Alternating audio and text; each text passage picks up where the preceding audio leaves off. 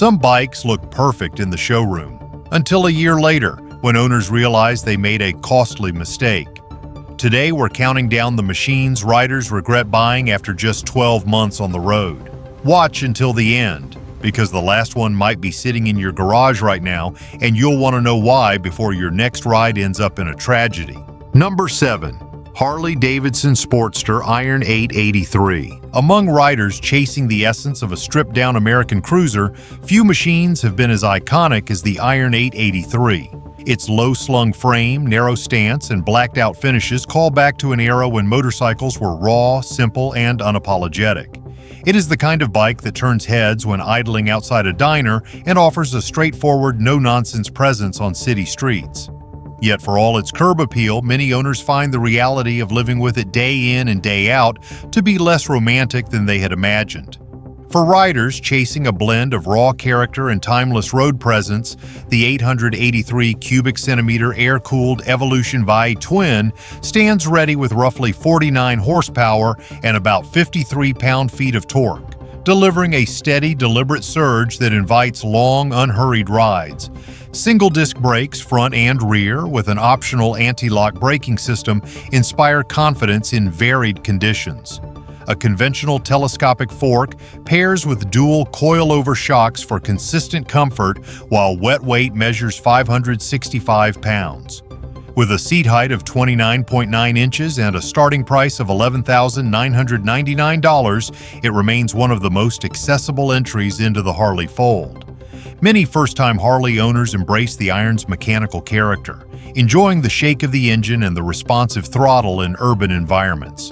However, once the open highway calls, the shortcomings begin to show.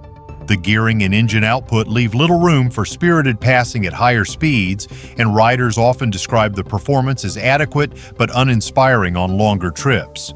Its compact dimensions, while ideal for weaving through city traffic, can make taller riders feel cramped, with knees bent tightly and arms locked in a forward reach after just an hour of riding. In the right environment, such as short commutes or weekend cruises on smooth back roads, the Iron delivers exactly what its minimalist design promises: a raw, unfiltered riding experience. But in less than perfect conditions, the rigid feel over rough pavement can wear a rider down quickly. This is not a machine built for gliding effortlessly across state lines or piling on hundreds of miles in a single day. Instead, it thrives on brief, intense bursts of riding where its personality shines through. What often pushes owners toward regret is not a single glaring flaw, but the slow accumulation of compromises. Fuel range is modest, forcing frequent stops on road trips.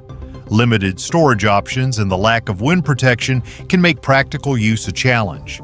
And while there is a loyal aftermarket community eager to offer upgrades, those costs quickly add up, leaving some riders questioning whether they should have simply started with a more versatile machine. One rider claimed, "I bought the Iron 883 thinking it'd be my forever bike. Around town it's perfect, but the first time I tried a 300-mile day, my knees and back were wrecked." Beautiful machine, but not built for distance. The Iron 883 remains a symbol of Harley's timeless styling and urban toughness, but it is also a reminder that style alone does not guarantee satisfaction. For riders expecting it to handle the same demands as larger cruisers, reality can set in fast. Rolling away from premium touring luxury, we steer toward a lighter, more approachable cruiser that still carries plenty of attitude. If you've ever owned a bike that let you down, hit that like button so more riders see this list. Drop a comment and tell us which machine you wish you'd never bought. Your story might save another rider from the same regret. Number 6. Indian Scout 60. There is a certain romance in the name alone, a nod to America's oldest surviving motorcycle brand and the machines that once roared across dirt tracks and open plains. The Scout 60 carries that heritage into a modern form, aiming to be the approachable bridge into the Indian family. With its clean lines, low seat, and classic cruiser stance, it tempts riders who want the weight of history with a manageable learning curve. For many, the first few months are filled with pride of ownership. But over time, some discover that nostalgia and brand prestige do not always translate into a satisfying long-term relationship. A 999 cubic centimeter liquid-cooled V-twin delivers roughly 78 horsepower and about 65 pound-feet of torque, offering enough pull for relaxed cruising without overwhelming new riders. A single front disc and single rear disc, both with an optional anti-lock braking system, handle braking duties with predictable control. Up front, a conventional telescopic fork pairs with dual rear shock absorbers for a composed ride. Wet weight measures about 561 pounds, while the low 25.6-inch seat height keeps it approachable for most riders. Starting at $11,249, it stands as one of the most accessible entries in the Indian lineup. The Scout 60's initial charm often lies in its ease of use. The engine is smooth, the clutch light, and the low center of gravity inspires confidence in parking lots and tight corners. Around town, it accelerates with enough authority to satisfy casual cruising. Yet, for those who stretch its legs on extended rides, a few cracks in the armor begin to appear. The compact ergonomics that work so well in the city can feel confining on the interstate, with a reach to the bars and forward controls that strain taller riders over time. Wind buffeting becomes a steady companion without aftermarket solutions, and the small fuel tank means planning stops more carefully than many expect. While the performance numbers are respectable, the delivery can leave some experienced riders wanting more, especially if they are accustomed to the torque-rich feel of larger displacement cruisers. The engine revs willingly, but in doing so, it sacrifices the lazy low-end punch that many cruiser enthusiasts value for relaxed highway passing and two-up riding. Those stepping up from smaller bikes may not notice this immediately, but seasoned riders often find themselves wishing for the extra pull of the larger Scout or another heavyweight alternative. The real challenge for long-term ownership is that the Scout 60 occupies a middle ground that is both its strength and its weakness. It is bigger and more substantial than an entry-level motorcycle, yet not quite the highway-devouring machine many want for touring duty. As the miles add up, that in-between nature becomes more apparent, and owners looking for a do-it-all cruiser may feel boxed in by its limitations. Heritage and styling give the Scout 60 undeniable presence, but for riders who demand versatility and long-distance comfort, the shine can wear off sooner than expected. From classic American lines, the journey turns to a machine that dares to take the brand off the beaten path. Before you find yourself stuck with a bike you regret, check the description. I've linked my go-to gear and accessories that make even a so-so ride way more comfortable and fun to live with. Number 5. HarleyDavidson Pan America. $1,250. For a company built on chrome-laden cruisers and cross-country touring machines, stepping into the adventure touring world was a bold gamble. The Pan America 1250 arrived with high expectations, aiming to take on the dirt, gravel, and long-haul terrain usually reserved for European rivals.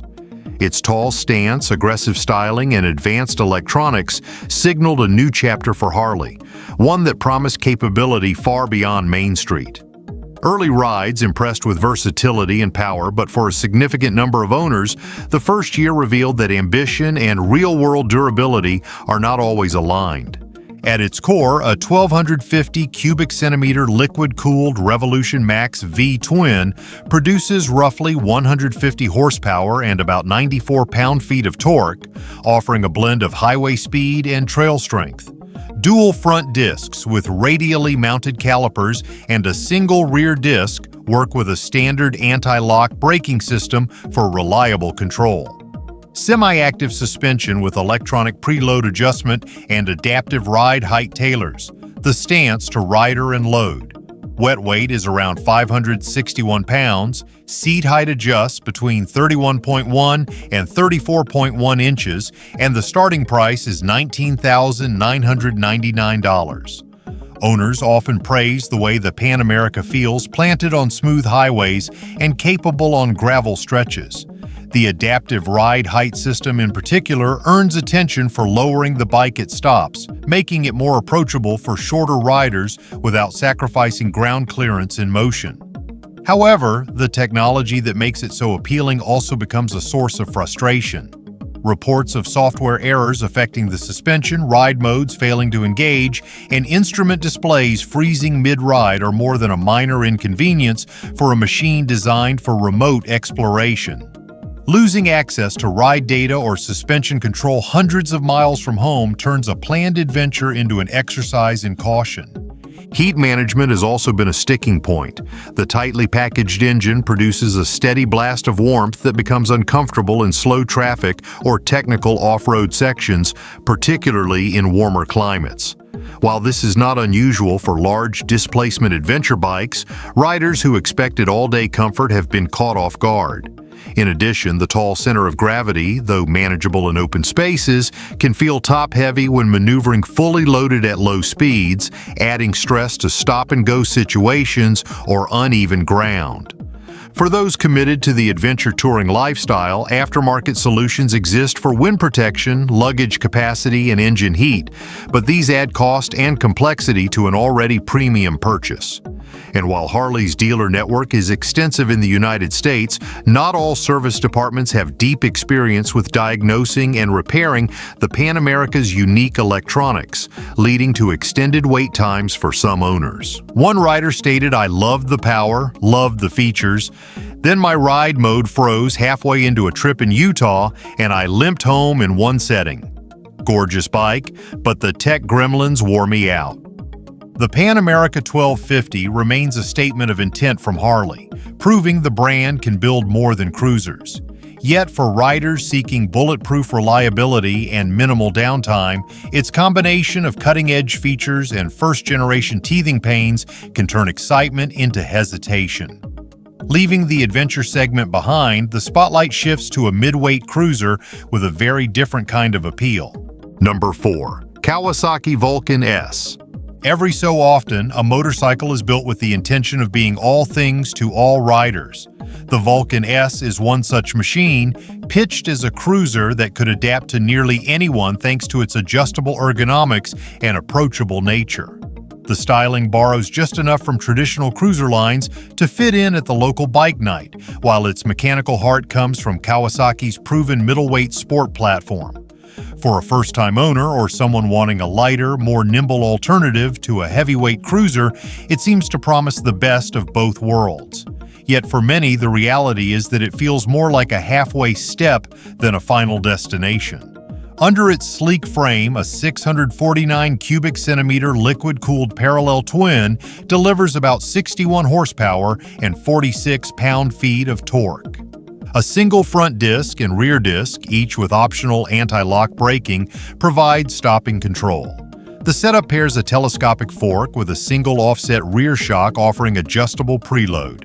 Wet weight comes in at 497 pounds, seat height at 27.8 inches, and the starting price is $7,399.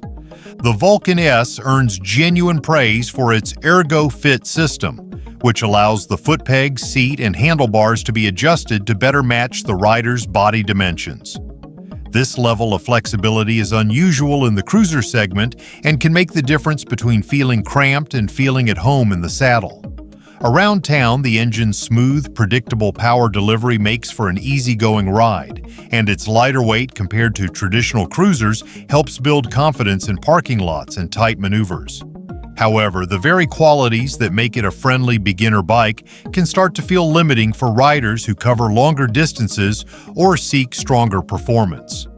The parallel twin, while reliable and efficient, lacks the deep, low-end torque and visceral feel that many cruiser riders expect. At highway speeds, the engine can feel busy, with higher revs producing a hum that grows tiring over time. Wind protection is minimal, and the compact proportions that help it in the city can make it feel undersized on the interstate, especially when carrying a passenger or luggage. Many owners find themselves modifying the bike early in their ownership, adding windshields, upgrading the seat, or adjusting gearing in an effort to make it better suited to their style of riding. While the aftermarket offers solutions, the costs add up quickly, and some riders realize they are investing heavily in a machine that still cannot match the comfort, range, or presence of a larger cruiser. Over time, the desire for more power, more refinement, and more touring capability can push riders toward trading up. The Vulcan S is an honest motorcycle that delivers on its promise of accessibility and adaptability, but it is also a bike that many riders outgrow once their skills and ambitions expand. Trading modern muscle for timeless heritage, we arrive at a motorcycle rooted in history but shaped for today's rider. Number 3. Triumph Bonavville T100. Some motorcycles carry an aura that is hard to ignore, and the Bonavville T100 is one of them. Its silhouette alone speaks of decades past, evoking the image of backroad rides, roadside diners, and a time when motorcycling felt more like a statement than a pastime. The bike's blend of polished chrome, wire-spoked wheels, and teardrop tank makes it a magnet for those who value classic styling. For many riders, swinging a leg over this machine feels like stepping into motorcycling history. However, that sense of nostalgia can mask the reality that not every old-school design holds up under modern expectations. Underneath its timeless frame lies a 900 cubic centimeter liquid-cooled parallel twin producing roughly 64 horsepower and about 59 pound-feet of torque. Riders praise its steady mid-range delivery, though some report it can feel taxed on longer highway pushes. A single front disc and single rear disc, both paired with a standard anti-lock braking system, manage the stopping. The chassis uses a conventional telescopic fork and twin rear shocks, with a wet weight of 544 pounds, a 31.1-inch seat height, and a starting price of $11,495. The Bonavville T100 charms with an engine note that is both smooth and rich, offering enough character to make even a short ride feel special. In the city, its predictable throttle response and composed handling make it an easy companion. The upright riding position keeps fatigue at bay on moderate runs, and the overall fit and finish are hard to fault. Yet when riders begin to stretch beyond local routes, the limitations of the platform emerge. The acceleration, while adequate for relaxed cruising, can feel strained during highway passes, especially when loaded with gear or carrying a passenger. For those expecting a tour-ready classic, the absence of certain long-distance amenities becomes apparent quickly. Wind protection is minimal, and without aftermarket upgrades, extended rides in varying weather can feel more like a test of endurance. Fuel range is respectable but not exceptional, and the higher revs at sustained speeds tend to remind the rider that this is a machine tuned for charm over raw performance. While many owners enjoy adding personal touches like saddlebags, screens, and upgraded seats, the cost of these modifications can rival the difference in price between the T100 and its more capable stablemates. It is not that the Bonavville T100 fails to deliver on its promise, quite the opposite. For those who want a beautifully built, classically styled motorcycle for shorter rides and weekend enjoyment, it can be a perfect fit. But for riders seeking year-round versatility and the power to effortlessly handle cross-country mileage, the compromises can become too significant to overlook. In the end, the Bonavville T100 stands as a reminder that style, heritage, and emotion are powerful draws, but they are not always enough to sustain long-term satisfaction. From retro charm, the pace quickens toward a brawler built for urban streets and stripped-back style. Number 2. Yamaha Bolt RSpec. Few machines wear their steel and soul so openly, and the Bolt RSpec does it with a quiet confidence that turns a glance into a stare. Its bobber-inspired stance, minimalist bodywork, and low-slung profile give it the kind of stripped-back style that feels purposeful rather than unfinished. It speaks to riders who want something simple, functional, and grounded in a traditional cruiser look. At first glance, it seems to offer the spirit of a custom build right off the showroom floor. But living with it over the course of a year often reveals the difference between style that looks good parked and performance that satisfies mile after mile.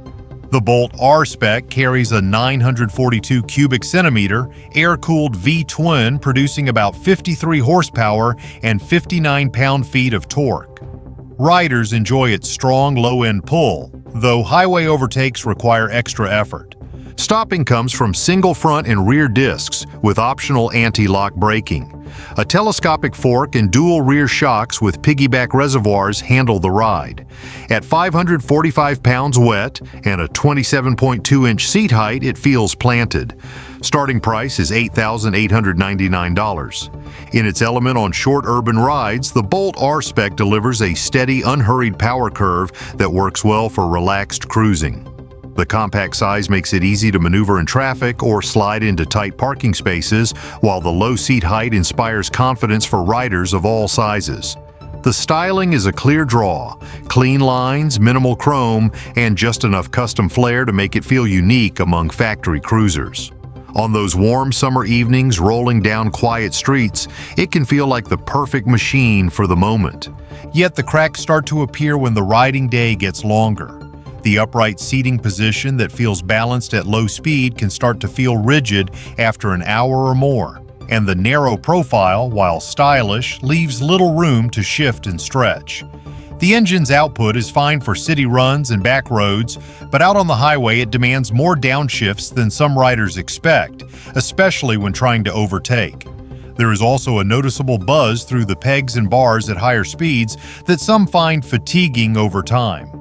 Owners who want a tour on the Bolt RSpec often find themselves turning to the aftermarket for windshields, luggage, and comfort upgrades, but these additions can disrupt the bike's clean aesthetic and add considerable cost. Fuel range is limited enough that careful planning is needed for longer trips, and carrying a passenger regularly can highlight the bike's modest performance and space. While maintenance is straightforward and the platform is generally reliable, the overall experience tends to be more rewarding for short, frequent rides rather than extended journeys. The Bolt RSpec delivers on its promise of stripped-down style and straightforward riding, but it also reminds owners that not every motorcycle is meant to be all things to all people. For those seeking a purpose-built urban cruiser, it hits the mark. For riders chasing comfort, range, and highway confidence, it may leave them eyeing the next step up. With the bar set high, the final stop takes us to a pair of entry-level Harleys that sparked both curiosity and controversy. If you've made it this far, you're clearly a rider who cares about getting it right. Subscribe now and join a community that tells it straight. No sales pitch, just the truth about the bikes worth your time and the ones to leave behind. Number 1. HarleyDavidson Street, 500 and 750. Every rider remembers their first taste of Harley ownership, and for many in recent years it began with the Street 500 or the Street 750. Marketed as the most affordable entry into the brand, these bikes promised an accessible way to join the bar and shield family without the intimidation factor of a heavyweight tourer. Their low stance, narrow frame, and stripped-down styling made them approachable for riders of all sizes.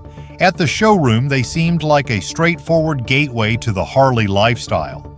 But as the first year of ownership unfolded, a growing number of riders discovered that affordable sometimes comes with trade-offs that overshadow the initial savings.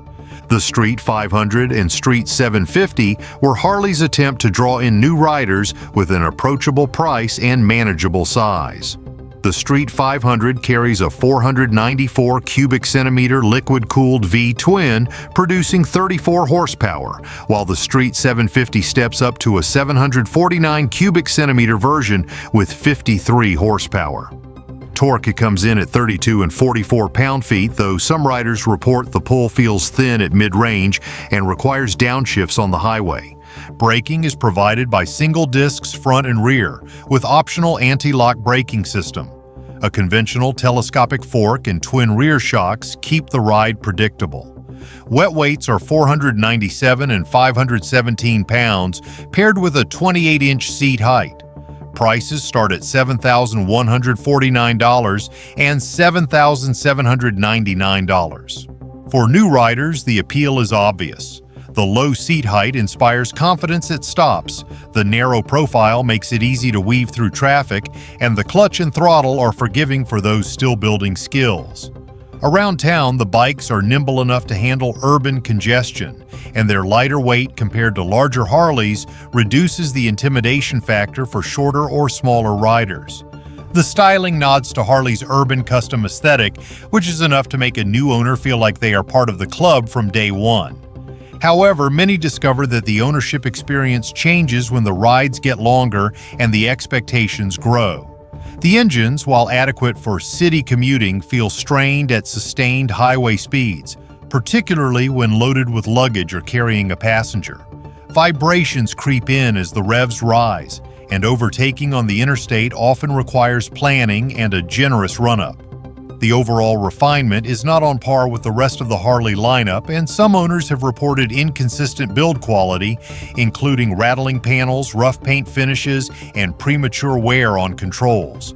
Long-term comfort can also be a challenge. The compact proportions that make the bikes beginner-friendly can feel cramped for taller riders, and the minimal stock seat padding quickly shows its limits on rides beyond an hour. While the aftermarket offers solutions for comfort, luggage, and performance, these upgrades push the total investment closer to that of more capable Harleys right from the start. The Street 500 and Street 750 deliver on their promise of accessibility and style at a low entry cost, but they also highlight the reality that the cheapest path into a brand may not always be the most satisfying in the long run. Moving up from here, many riders seek the extra refinement, power, and touring comfort that drew them to Harley-Davidson in the first place. Every rider's journey is a mix of miles, memories, and a few machines we wish we'd passed on. If this list helped you dodge a costly mistake, give it a like and share it with a fellow rider. Drop your own story in the comments. Your experience could be the warning someone else needs. And if you want straight talk on the bikes worth owning and the ones that look better in the showroom than on the road, hit subscribe. We ride together, we learn together, and most importantly, we keep each other from making the same mistakes twice.